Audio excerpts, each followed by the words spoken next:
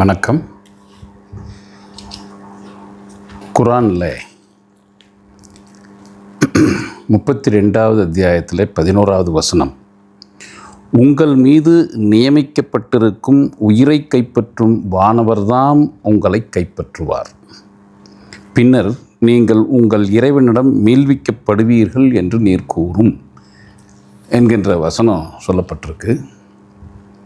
இந்த உலகத்தில் தோன்றின எல்லா மனிதர்களுக்கும், அதாவது இஸ்லாத்தில் இருக்கிறவங்க, கிறித்துவத்தில் இருக்கிறவங்க, சனாதனத்தில் இருக்கிறவங்க, புத்திசத்தில் இருக்கிறவங்க, சீக்கிய மதத்தில் இருக்கிறவங்க, டாவோவில் இருக்கிறவங்க, ஜென்னில் இருக்கிறவங்க, இல்லை அமெரிக்காவில் இருக்கிறவங்க, ஆப்பிரிக்காவில் இருக்கிறவங்க, என்ன மொழி பேசுகிறவங்க, என்ன இனத்தை சேர்ந்தவங்க, இப்படி எல்லாம் எந்த பாகுபாடும் இல்லாமல் மனித குலத்துக்கு ஒவ்வொரு மனிதனுக்கும் தனித்தனியாக அவரவருடைய உயிரை கைப்பற்றக்கூடிய வானவரை இறைவன் நியமிச்சிருக்கிறார். இப்போது அந்த வானவர் மூலமாக தான் நம்மில் ஒவ்வொருவருடைய உயிரையும் கைப்பற்றப்பட்டு வானவர் கைப்பற்றி அதை இறைவனிடம் கொண்டு போய் மீட்டு கொடுத்துருவார்.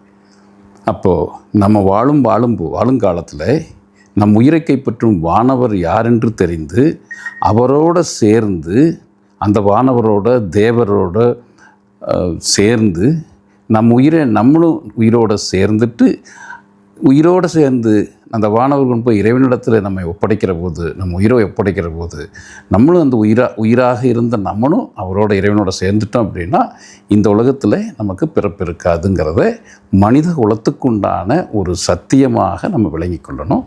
இதில் மதமோ மார்க்கங்களோ அல்லது மொழியோ இனமோ நாடோ எந்த விதமான கலக்கங்களும் குழப்பங்களும் இல்லாத நிலையில் ஒவ்வொரு தனி மனிதனும் அவரவரை கைப்பற்றக்கூடிய அவரவருடைய உயிரை கைப்பற்றக்கூடிய வானவரை தெரிந்து கொள்ளணும்.